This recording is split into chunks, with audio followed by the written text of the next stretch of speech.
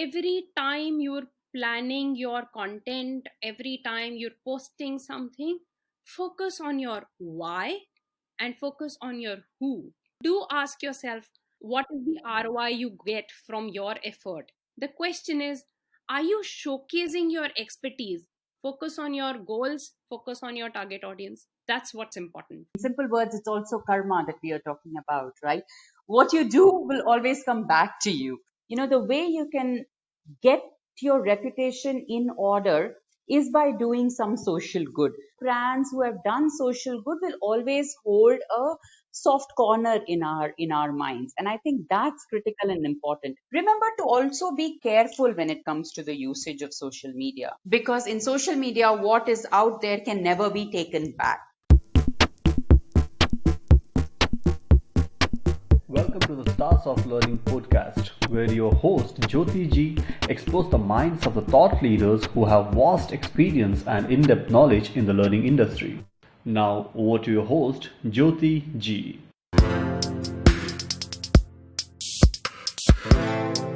Hello, everyone. Hearty welcome to season 2 of Stars of Learning podcast. And my name is Jyoti G. And I'm your host for the show. And each fortnight, I interview the thought leaders in the learning industry who will share their best practices of learning. We will also discuss challenges, solutions, latest trends, tools, technology, leadership, and their journey in the learning field. So, friends, as usual, I'm thrilled for this episode as you will agree that social media is just a platform. Twitter is very simple to broadcast, Facebook is personal, Instagram is for young and trendy, and LinkedIn is for business professional, YouTube, Pinterest, Snapchat, whatnot. All these platforms are used to network and communicate. Online is old news. Online in social media is today's news. So, what is interesting is the power and the impact of social media, and we need to be cognizant and try to use social media in a good way with right content and embrace it to the best to build brand for yourself as an expert, and social media can give you that power. And I'm sure you have gained more insight in my earlier episode where I have discussed with the same guest, Benita, Bhatia, Dua, and Deepa Jayaraman, on why social media, how to discover business ideas, organization strategy, to train staff, delighting customers, and most importantly, how to monetize and leverage social media crisis. So, friends, our conversation continues in this part 2 episode. We will deep dive with Benita Bhatia Dua and Deepa Jayaraman to reveal their secret sauce and what has made them unique and how they have transformed their journey by creating values through social media, as well as some challenges, benefits, and making profit with social media. So, guys, if you have hopped into my show for the first time, please hit the button subscribe so you don't miss the future episode. Also, make sure you listen to my previous episode number 29, which is a part 1 where we have discussed nuances of social media with Benita Bhatia Dua and Deepa Jayaraman, who are the authors of the book Profit with Social Media. And I'm sure you will enjoy the conversation, the kind of interactions we have lined up. So put your gears on, and without any further delay, let me welcome my guest, Benita Bhatia and Deepa Jayaraman. Once again, a warm welcome to Stars of Learning podcast, and I'm so thrilled that you are joining me today, ladies. So, let's discuss about the book. The profit with social media. Now let's deep dive. And when I go through this book, I saw, you brought social media as a critical component, and it all depends on making a right move. And what I liked about it is, it has a three concepts there, right? Dream it, believe it, and achieve it. And the last segment with this, it's freaky, right? In modern times, we call this the law of reciprocity. Zig Ziglar, the late and great motivational speaker, summed it up well when he said, "You will get all you want in life if you help other people get what they want." And you also say Merlot fulfills her social responsibility through social media. Can you explain that for my listeners? Deepa, you want to take that? Absolutely. I think what you're saying is so true, Jyoti, because it is not just the law of reciprocity. I think it's in simple words, it's also karma that we are talking about, right? What you do will always come back to you. Hmm. And while we say that for individuals, I think that's the same thing that holds true for organizations as well. When in crisis is when a company does realize that, the way you can get your reputation in order is by doing some social good. So don't wait for crisis to happen to start doing social good. But if you've been doing some good things all along in your way, there is always a chance that people will give you that leeway and say, oh, they are good people. Oh, that brand is good. It's done many things. TK, if there is one problem that's happened, there is a way to, pardon them for that and move on. But that way, that generosity to pardon a brand that when it goes through a problem can happen only when the brand has done a large amount of social good. So it's important that social responsibility becomes a huge part of every brand. And please again do that using social media. Let's face it, this time during COVID crisis, so many people have contributed, right? Each one of us have contributed so much for the cause and all of that. And how did we know about all this? We all knew about all this simply through social media. We got to know that here was one family stuck somewhere, or here is somebody who's doing some social good. Let's try and help them so that they are able to better their work. So in a way, social actually presents you, and I'm not just talking donations, and I'm not just talking where there are platforms which is just collating money. I'm talking about the fact that brands have done so much more. They have gone out and helped people stuck stranded. They have helped with ventilators. They have helped with masks. They have helped police staff take a break. They have helped with going into hospitals and providing mask sanitizers, so many midday meals, so many times all these migrant workers who are displaced. What are you doing about them? Building shelters for them.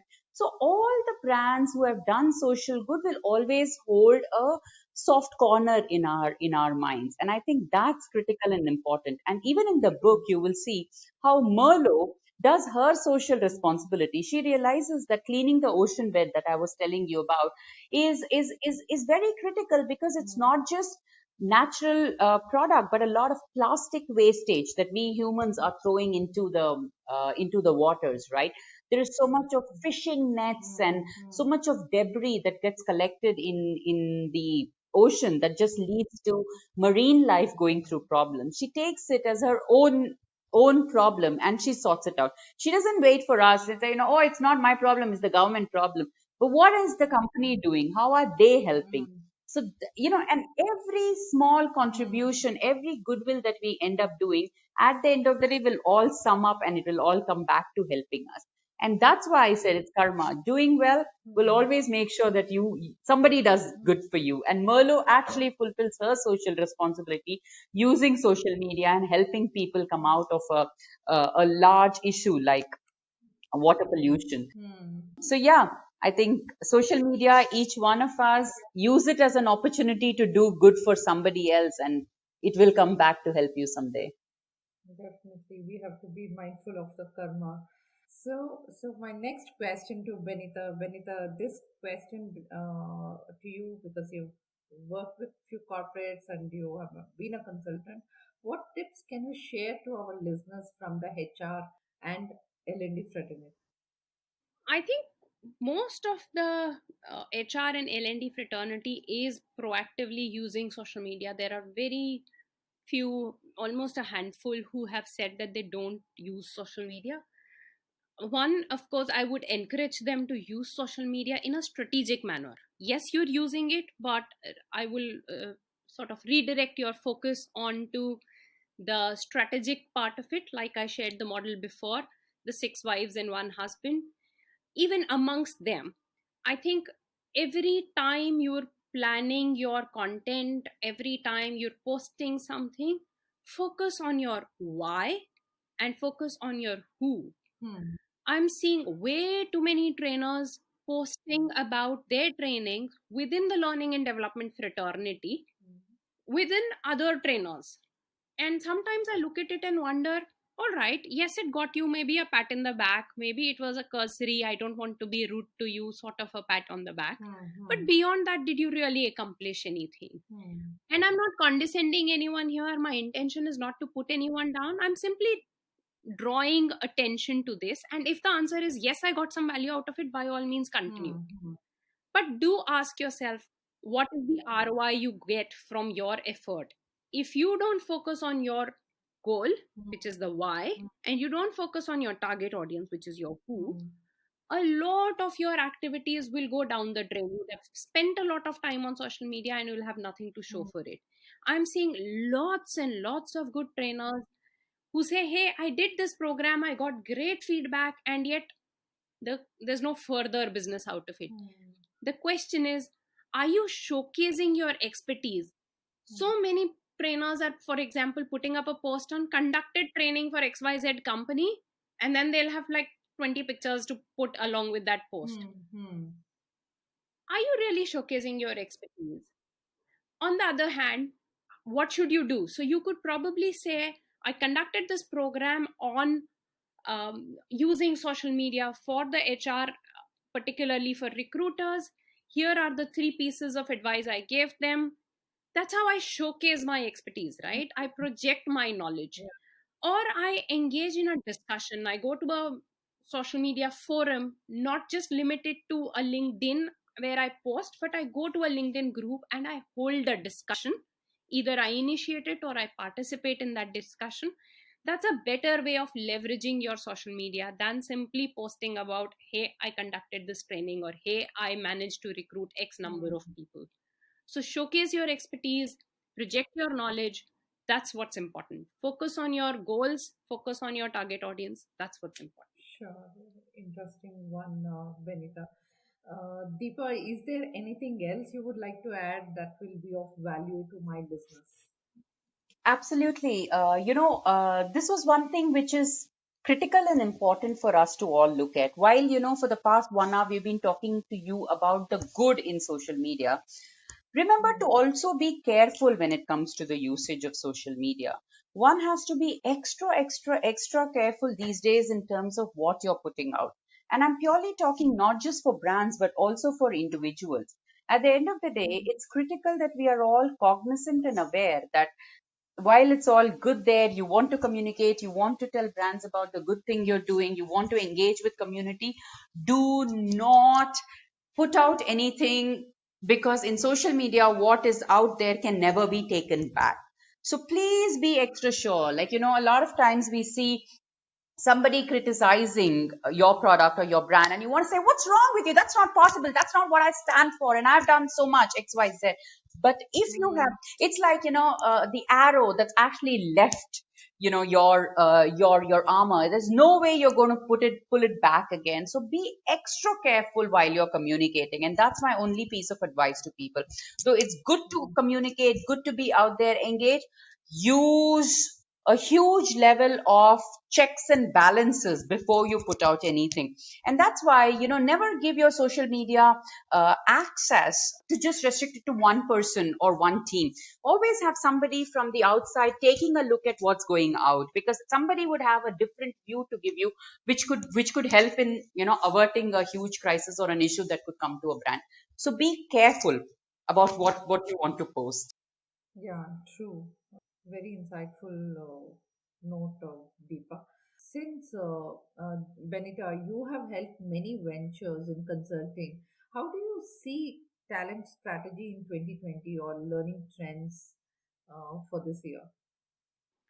So this was a question I answered back in 2019, and I don't see, despite Corona, I don't see too much change in what I had predicted back then. Which is to say that learning is going to be far more individualized, personalized, customized to an individual's learning needs. And I think all the more relevant now in times of corona, where each individual, while continuing to work as part of teams, Hmm. has suddenly found his own footing, or is at least looking for. Hmm. Hmm. Also, from a recruitment perspective, one of the things that I've been talking about is that there was this time where if you were fired from a job, it typically meant you weren't good at your job. You were looked down upon if you got fired. Things have changed. Times were tough back in 2019. It's getting tougher in 2020. So I do believe that layoffs will happen. But at the same time, I also believe that more recruitment is around the corner, because end of the day, we still need people to service our clients. However, the skill set that we hire for would change. If I may take learning and development as an example, I do believe training in soft skills is going to come down drastically for the year 2020, because businesses are going to try and cut fat. Hmm. They want to first focus on stabilizing their business, continuing where they are. Business continuity has become this critical term that I'm hearing every single business talk about. So that's where the thrust is going to be. In that sense, we need to look at our skill sets and see how to shape ourselves. I will give you two terms here. One is upskill yourself. I think we all know what that means. If you're good at something, get better at it. Hmm. The other is to parallel skill yourself. What that means is to learn newer skills that aren't particularly related to what you already know. Hmm. To give you an example of myself, I was very good at training. I was good at standing in front of people and adding value. Hmm. But I parallel skilled myself in social media, and then I married the two skills and created this niche for myself. So, parallel skilling yourself is going to be very critical. In that Hmm. sense, the role social media plays, one, you get to look at what are people seeking, what is going to be the need, and predict the need that's a few months down the line, not what's needed today. Suddenly everybody was hearing about masks and everybody started producing masks. Today there are so many masks, we don't know where to put them. Hmm. So don't do that. Don't look at the need of today. Look at what's the need in the short term going to be and what's the need in the long term going to be, and skill yourself for that need. Hmm. Interesting. So that's the learning and recruitment trend for 2020 that I'm typically Sure, looking at. sure, Benita. And do you also want to share what Vanilla Skills is doing? So at Vanilla Skills, we've evolved from being a training company to training in social media. We were one of the top names in the country when it came to social media training. We went on to expand that to becoming a consulting firm where we help businesses use social media, leverage social media from a profitable standpoint where measurable ROI is visible.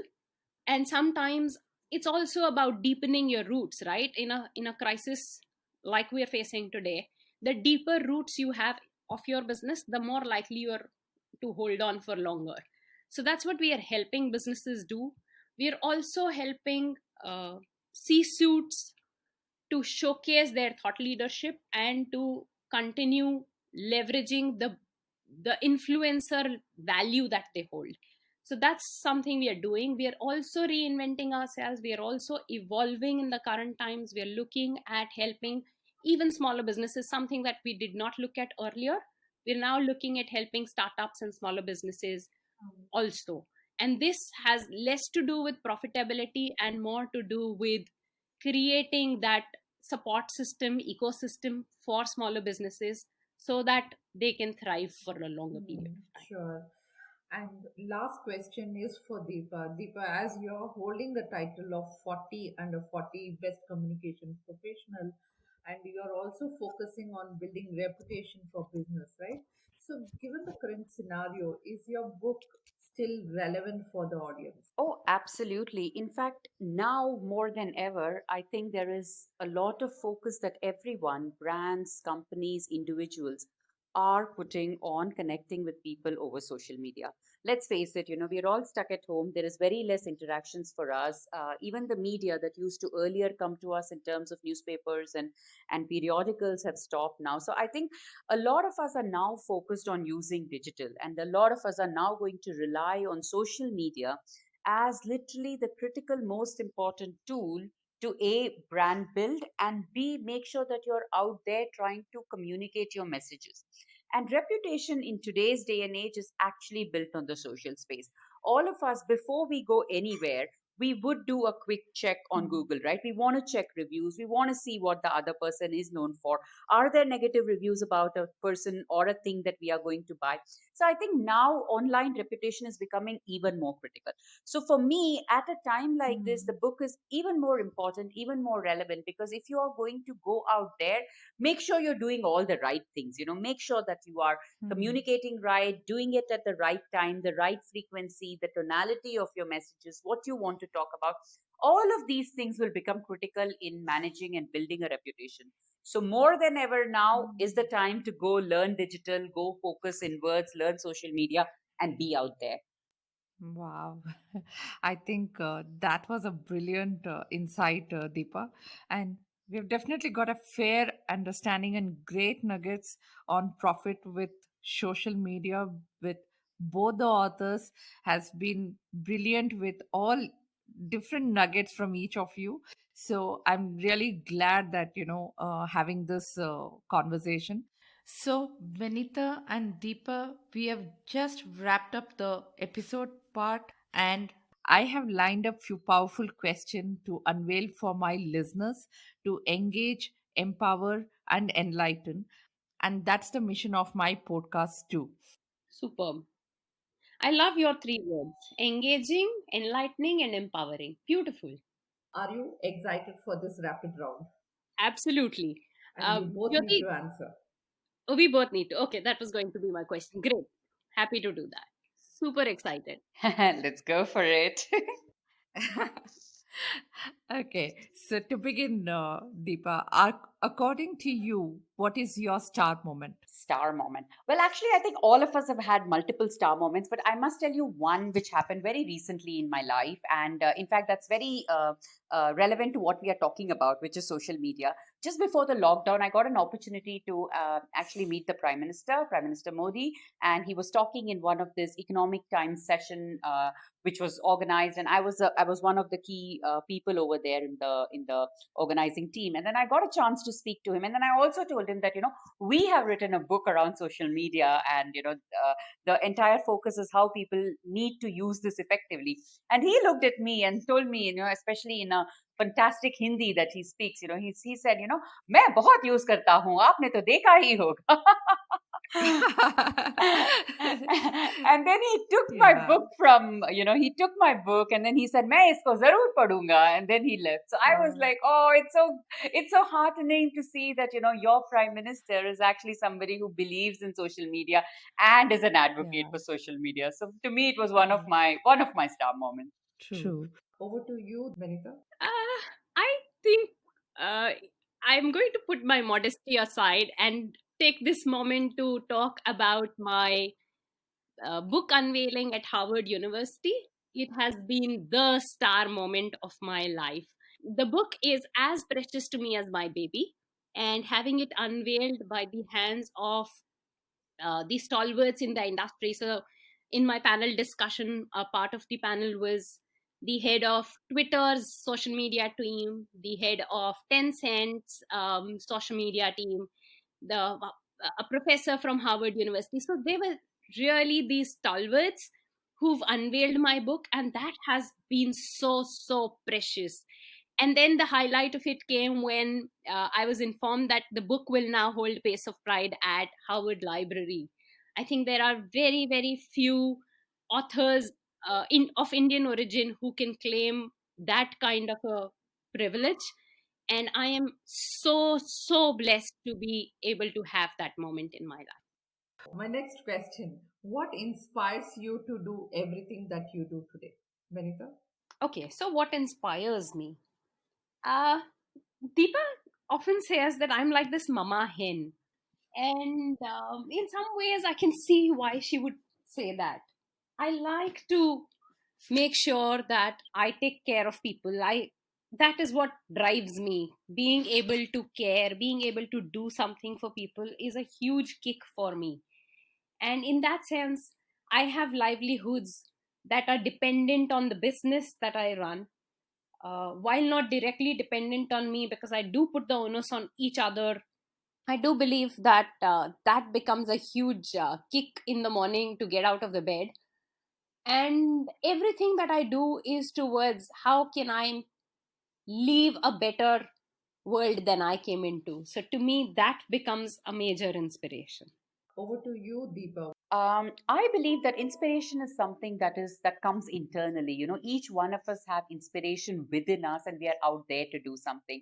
I'm a very people's person. I'm a very friendly person. So to me, it's important to meet people, engage with them, draw happiness from them, and give happiness to them. So to me, children, dogs, cats, monkeys, human beings are very critical and important. So I'm usually out there trying to see how I can bring a small little positive change in their life or a smile on their faces so that there is more happiness and more peace around me. That's my inspiration. Wow, wonderful. And Deepa, if you are owning a company, what's one thing would you do differently in learning in your company? I think learning is to be a process which is never ending 24 cross 7. We said that the day we started breathing, we started learning and we started absorbing, right? Somewhere down the line, I think once we have grown up and we have set up companies, we have moved on in life, our learning has stopped. To me, if I'm able to build an organization at the core of which there is learning, every day there is one little learning.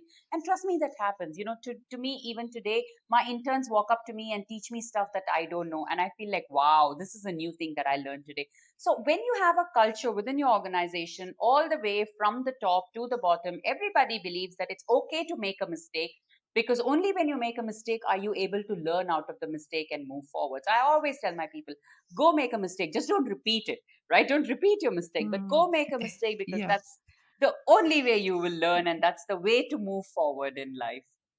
sure. Benita? So at Vanilla Skills, the learning is very, very individualistic, but it's also very cohesive in the sense that we all share what we learn. We have a series, an internal series that we run called Read and Learn, but we're expanding that Read and Learn series now also to Listen and Learn or Watch and Learn.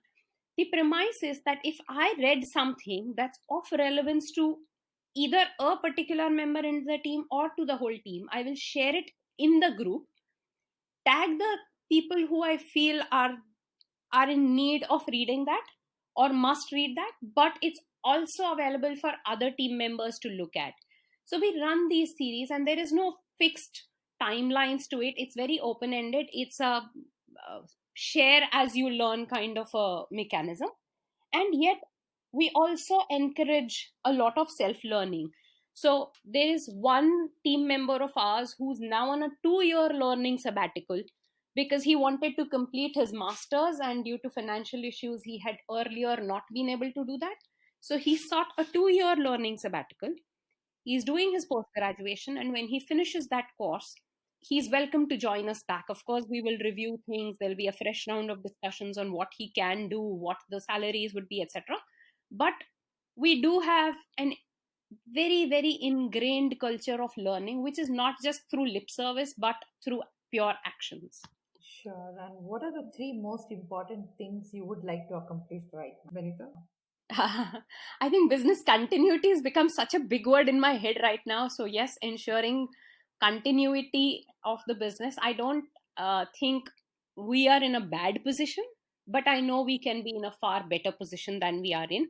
We've seen better days, and I know that better days are ahead. So, ensuring that I move the company towards those better days is my second important thing, and ensuring that this team is ready for those better days, both in terms of their skill sets and in terms of their attitude and in terms of health, is again something that we're striving towards. Internally, we have daily calls where we discuss these things and we try and ensure that the team is ready for it. Over to you, Deepa.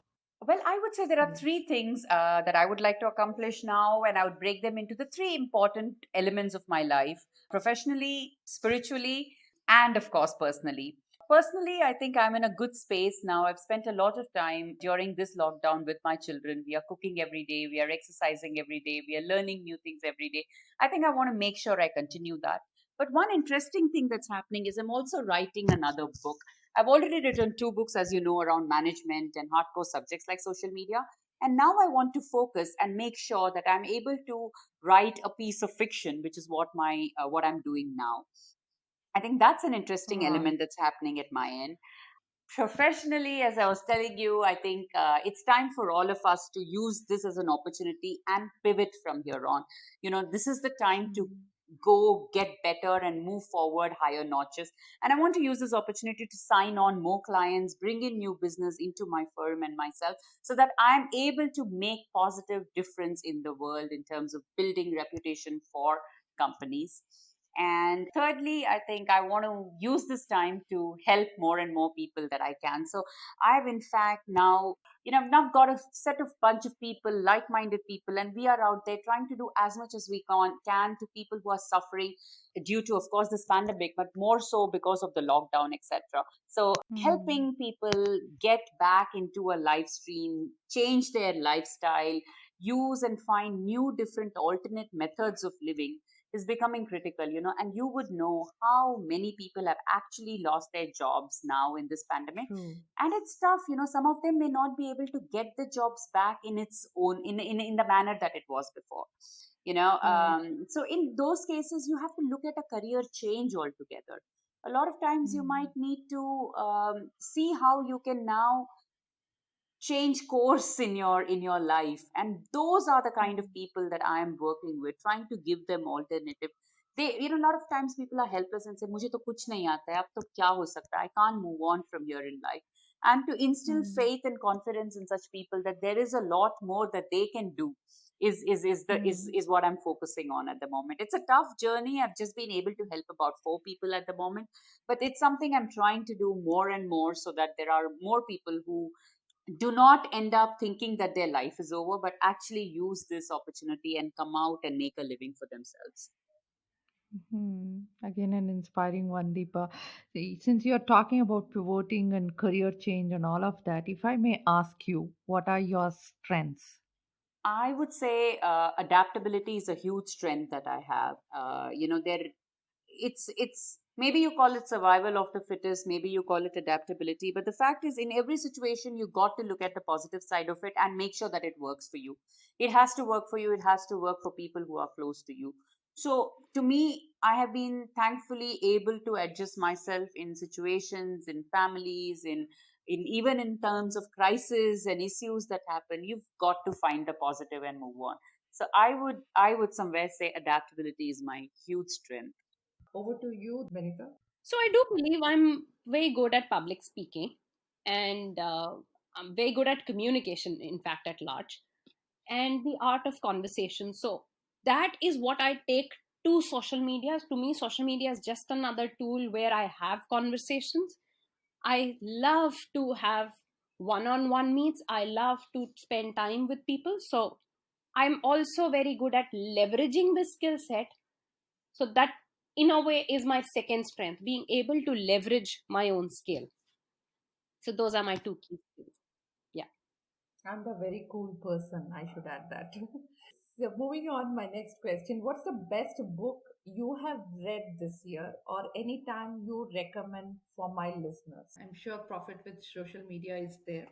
Would like to hear your views. So I think, as an author, of course, I would want everybody to read that book. But more importantly, I don't want to tom my book only. There are two books that I've read over a period of over the span of my lifetime that I still keep going back to. One of them is The Secret. In fact, I'm such a strong believer in the power of gratitude that I actually have been posting one new gratitude every day. None of these gratitude have been repeated for the past 2 years. So that's how much I value that book. The other book that I really read a lot is Rich Dad Poor Dad. It's a fantastic book, and I believe that everybody should read and incorporate some of the learnings from those books. Over to you, Deepa. Books is something which is very personal, and again, one of all of us draw so much of inspiration from book itself.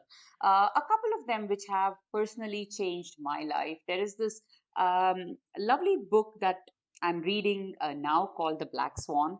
uh, Amazing insights into that. That literally is a book that was always there, and I think it's there in most of our cupboards, and I've not had a chance to pick up and read it. And I used to find it a little dense, just to see that it is, yes, dense, but so interesting to look at. It talks about how there will be pandemics like this one that we are going through in our life now. There will be issues, but how is it that you use this again as a way to bounce back? Mankind cannot die. Mankind has to get better than all of this and resurface. So the whole resilience that one has to build is something that the book talks about, and I think that's beautiful to look at, and that's why I love this book called The Black Swan now, and I recommend everybody to read it. Sure.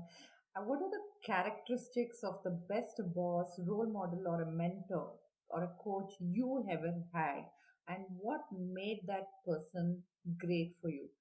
So I have admired a different skill set or a different trait in all my bosses. And I would like to pick the top three traits that I have. I wouldn't want to name them. I know they wouldn't want to be named.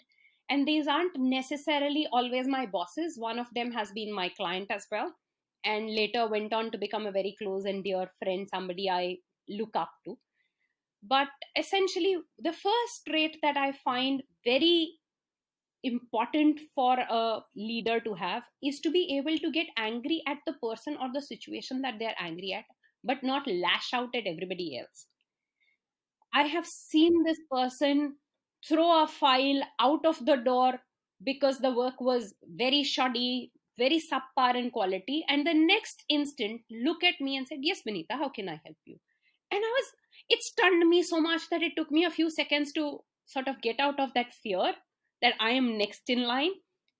And that moment for me was a very it's something that's left a very lasting impact, because this person was very clearly angry at a situation, at a person, and that did not mean that it would get reflected upon to me.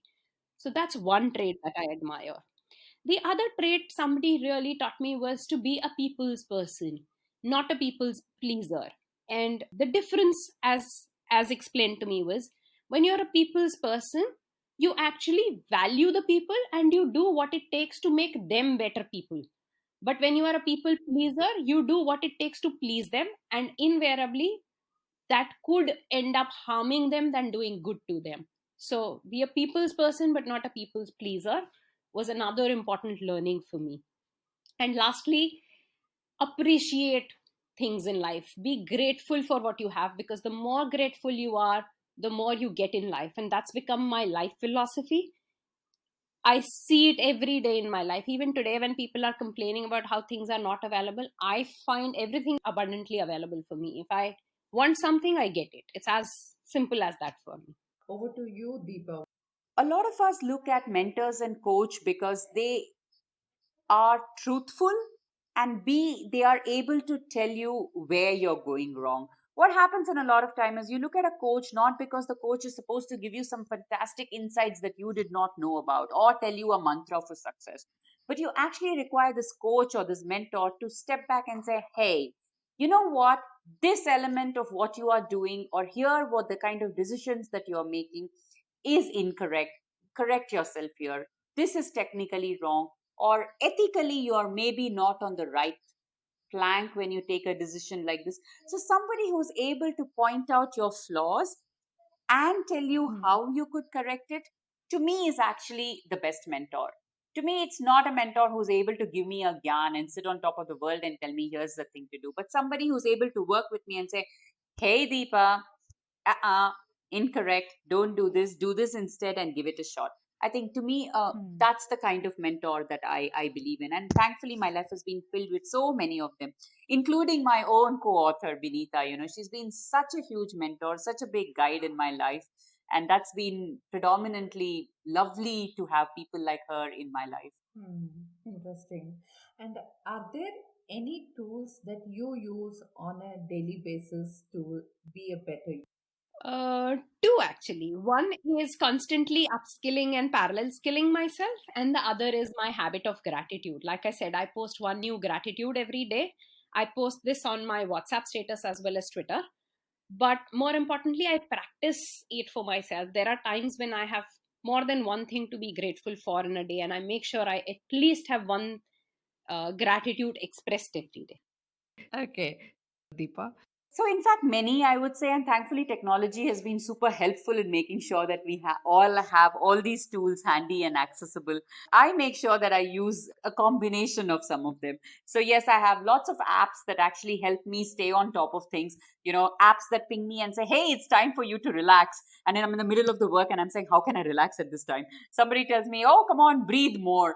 And there's an app that pings me and says, stop eating now. You have to start now fasting so that next day you are up and you fasted enough for a day. So I think I fill myself with a lot of technological tools that are able to help me stay healthy, b exercise and work out more, and c bring a lot of happiness in my life. I've got apps that ping me a quote a day. There are stuff that tells me, here's a beautiful story that you must have missed maybe and try reading it. So stuff like this that brings Okay, smile on my face and makes me happy and healthy, I fill myself with tools like that. sure. Okay. And in continuation, are there any habit you are practicing which has made you successful in whatever you do? I do. I chant every day, and that's one big practice that I have, which has helped me all through. I'm a Buddhist. I chant Nam Myoho Renge Kyo, which is basically just a chant that says that whatever I want in life will come to me. It's the basic law of attraction that we've all read in Secret and other books. So I Mhm. chant every day so that I'm able to attract everything that I deserve and I want and I need in my life. So chanting is a practice that I have had for multiple, I don't know, many years, and that makes me this positive, happy, cheerful, always successful person. Benita? Okay, what I do see as a habit, one, of course, like I told you, is my habit of gratitude. The other is that I'm very consistently on social media. I post every day. I make sure that I'm extremely visible to people and I have meaningful conversations that add value to my target audience. So, to give you an example, I share social media tips regularly. This not only helps me establish my expertise in my domain, which is social media, but actually adds value to people who follow me, because then they are able to take these little things back to work, apply it, and that itself, the whole sense of them being able to get value, helps me in return, because a they uh, they get to see me in action, they get to learn from me, and when they execute it, it kind of tells them why I am the so-called expert, because they start seeing results quickly. So that helps. And then they in turn become my brand champions. They are the ones who are referring a lot of business, even if they themselves don't give me business. So I think staying visible, staying active on social media in a meaningful manner, which adds value to your users, is a habit that I would say has helped me stay successful. Moreover, I use the hashtag AskMerlo quite frequently. So if anybody wants to have any social media related questions answered, all they have to do is put up the question with hashtag AskMerlo on any of the following social media platforms: LinkedIn, Twitter, Facebook, Instagram. In any of these four, you put a question with hashtag AskMerlo, no space between the words ask and Merlo, and I will make sure I respond to the question.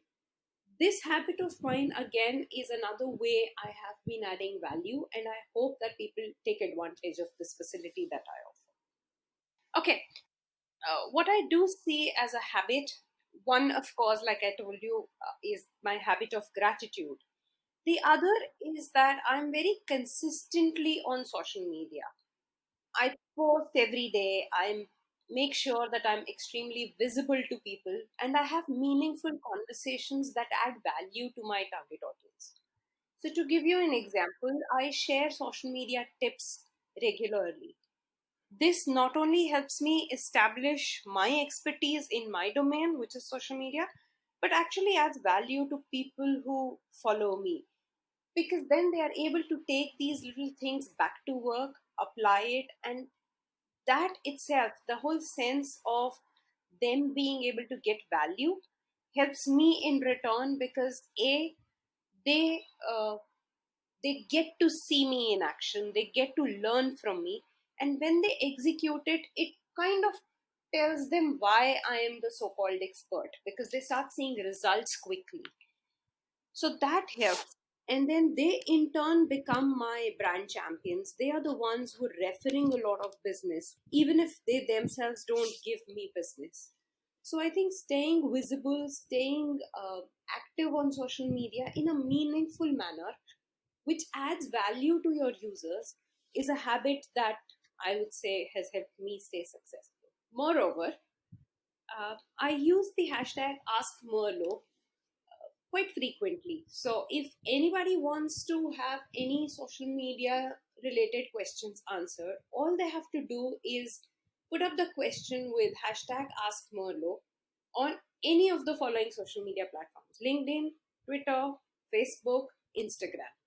In any of these four, you put a question with hashtag AskMerlo, no space between the words ask and Merlo, and I will make sure I respond to the question.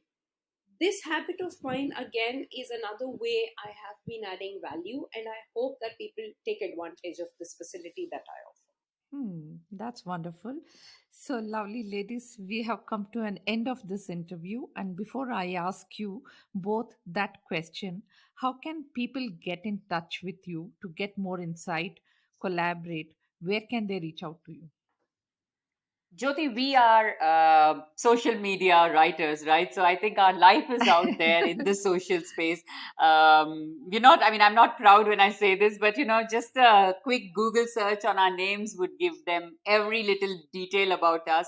A lot of times, unfortunately or fortunately, even our personal life is out there. Our kids, our families, everything is now social and available to everybody. But yes, on a serious note, I think please reach out to us. I'm on Instagram, I'm on Twitter, I'm on Facebook, I'm on LinkedIn. Everywhere it's just basically the name Deepa Jayaraman. And in all the, I would say, Facebook and Instagram, which is very friendly and friend zone area, I'm called Dear DJG. So I look forward to connecting with people. Benita? So I am effectively on all social media platforms, but the fastest way to reach me would be to drop me a message on LinkedIn. Look for Benita Bhatia Dua on LinkedIn and you will find me. You can always tweet to me. I'm on Twitter at the rate Benita Dua. I spell it as BENITA DUA. So one of these two methods is perfectly fine. Sure. On a closing note, and that last question, your advice to people who are new and want to accelerate their career. I think if you want to accelerate your career, the best thing you can do for yourself is to learn and study and equip yourself as much as you can. Use this opportunity to make sure that you've got all the right certifications that you might need, all the important education that is available in front of you, so that when you go out there, remember there's a lot of competition. There are a lot of people who have equally good amount of degrees, etc. So how do you stick out? How do you make yourself better? You do that only when you have experience and only when you have education. So I would say take up internship. There are so many online internship opportunities available at this moment. Grab all of this. There are so many lovely courses which are available now online. Grab all of that. So build your CV, build your experience certificate, build your LinkedIn profile with all these strong things that you've done. A, I've helped here. B, I've done internship here. C, I have done this project. Stuff like that, which actually gives confidence to people who want to hire you and want to give you a chance. So I'd say great time to build up your skill sets at this moment. Benita? Having spent a long time in the learning and development fraternity, I would say find your niche. In times to come, the typical skills that got you here will not take you forward. You will need to reinvent yourself. And in that sense, focus on your core skill sets. Know what you're good at. Don't give that away. but upskill yourself, parallel skill yourself, like I said before, and try and add more value both to yourself and to others. As you do more and more of that, and as you market yourself further, showcase your strengths, I do believe that there is prosperity available at the end of all of this. Wow, that's amazing and great insight. So, guys, all the links and resources we have discussed in this episode will be made available in my show notes page of my podcast, Stars of Learning, and also on my website, prajvitaknowledge.com. That is PRAJVITA knowledge.com for your quick reference. Thank you so much, Deepa and Benita, for being on this show. Really appreciate your time, and I really enjoyed the conversation and your candid messages with loads of solutions. And there are many key takeaways which I could resonate. 6W and 1H, use the tools efficiently, sharing the expertise and the strengths on the social media, upskill, parallel skilling, life cycle of the brand, brand continues, be how to innovate and delight, pivot or perish, karma, and be caution on the social media. Loads of nuggets, I would say. Thank you so much. I think this would be definitely a value add for my listeners to scale and make profit with social media. Thank you for this opportunity, Jyoti. It was so good to chat with you. And for all the listeners, please, we look forward to more engagement and more feedback. Keep sharing. Thank you so much for this opportunity to share our thoughts with your listeners, Jyoti. We really hope that they will benefit from what we've shared. And if they want to have any further conversations with us, we would both be very, very happy to answer any questions, have any conversations that your listeners may have. Thank you. Thank you. It's definitely been an honor to have you guys on my show. So, friends, I hope you enjoyed this conversation. And if you have got any learning or motivated hearing to this show, then make sure you share this podcast with your friends and post it on all social media platforms like Facebook, Twitter, Insta. And do tag us and let your friends know about this amazing information you have learned, and let this piece of information help many others to engage, enlighten, and empower. Thank you so much for your patience and tuning into this show. Bye for now. Take good care of yourself and go out and do something engaging, enlightening, and empowering.